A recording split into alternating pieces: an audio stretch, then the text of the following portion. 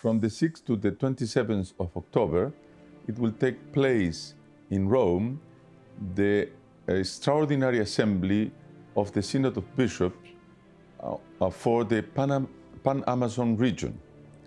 This is an advisory body for the Pope, and after their meeting they prepare normally a document, and the Pope issues an apostolic exhortation about the matters that were discussed. The famous case, recent case, was the apostolic exhortation Amoris Laetitia after the two synods on the family. In this case is an extraordinary assembly of the Synod of Bishops about the region of the Amazon, but this has an universal dimension. In the first place, because the proposals being made for the ordination of older people, married older people, viri probati, no? So will be a way to abolish celibacy, at least in one region of the world. And obviously, people would like to extend this exception to the rest of the world. But it has also a universal dimension because of the heresies being proposed. Cardinal Walter Brandmüller, speaking about the instrumentum laboris, that means the working document for the Synod, he said it contains heresies and it is an invitation for an apostasy. Indeed, the Bishop of Essen, His Excellency Franz Joseph Overbeck, who is one of the financiers of many missions in the Amazon, he said this synod represents a rupture and nothing will be again the same in the church. And it is true, if you read the preparatory documents, you will see that there are many ruptures. The main rupture is a theological rupture, because the instrumentum laboris and the other preparatory documents, they take the principles of Indian theology, indigenous theology, and of eco-theology, and transpose into a magisterial document. What are these theologies? It's nothing but a new version of liberation theology. If you take the traditional theology, it's based on the idea of God given by the Bible, God as a creator and as a transcendent being. For liberation theology, God is an immanent being, a kind of divine energy present in the whole universe, and who expresses himself not in revelation, but in history, in historical movements, and particularly in liberation movements. After the collapse of the Soviet Union and the condemnation of liberation theology by the Holy See, liberation theology was very much without any prestige. So they shift into new forms of theology, among them Indigenous theology and eco-theology. They made two paradigm shifts. On the one side, they moved the battlefield from the economy to culture. And in the second, then changed the revolutionary movements that advanced the revolutionary process. In the past, were the poor. Liberation theology was very much concerned with the poor. Now, they are concerned with the called visible minorities. Visible minorities, so will be the immigrants, LGBT people, and then the Indians, and in this case is indigenous theology, but could be nature.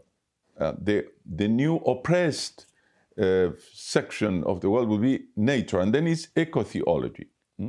So, but they give then a total anti-Catholic concept of God. God will be just a kind of divine energy in the whole nature.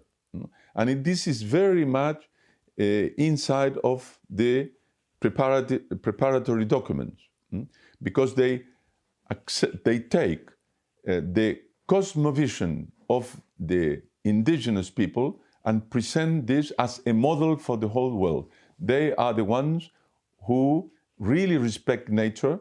They are in their traditional wisdom, but this includes, in reality, their religion, which is a pagan religion. For them, the spirits inhabitate the rivers, the forests, the mountains, and should be worshipped. But this is the old paganism, like the old paganism in the Old Testament. So, in fact, what the Laboris instrument is bringing back is the old paganism. And that's why it represents, in reality, an apostasy. And the second rupture is an anthropological rupture, because all civilizations, all cultures in the past, until now, have been opened to the universal, to other cultures. But the new anthropologists, they want the Aborigines people to remain enclosed into their own culture and to practice a kind of apartheid, rejecting everything from a different culture. So, in the name of enculturation of the faith, these neo-missionaries want that the Indians remain enclosed into their culture, and Christianity cannot corrupt their original culture. The president of Brazil, Jair Bolsonaro, said what they want is to transform the Amazon into a human zoo. That is the reality. And this is a real rupture, because some of those cultures have a very anti-natural, sinful elements, like, for instance, the acceptance of infanticide. So, in the name of the respect of culture, they say we should accept infanticide. We cannot judge the culture of the indigenous people with our European Christian values.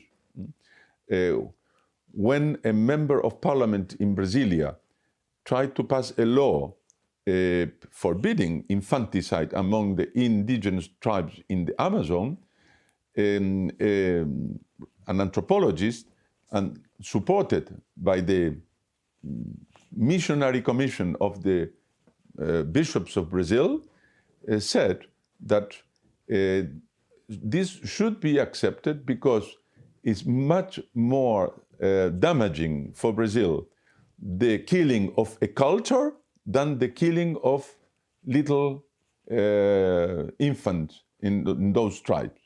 So, but this is a rupture with civilization, as we understand it, and has always understand it.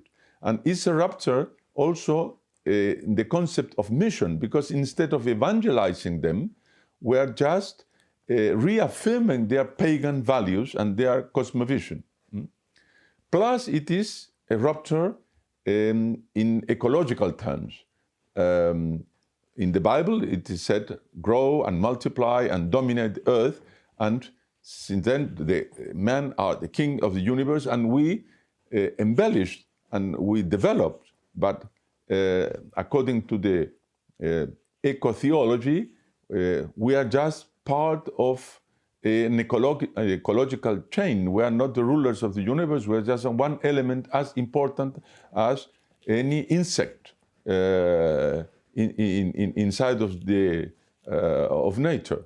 So there is a kind of divinization of nature, and this is also a rupture with a Catholic understanding of the proper relationship between man and creator.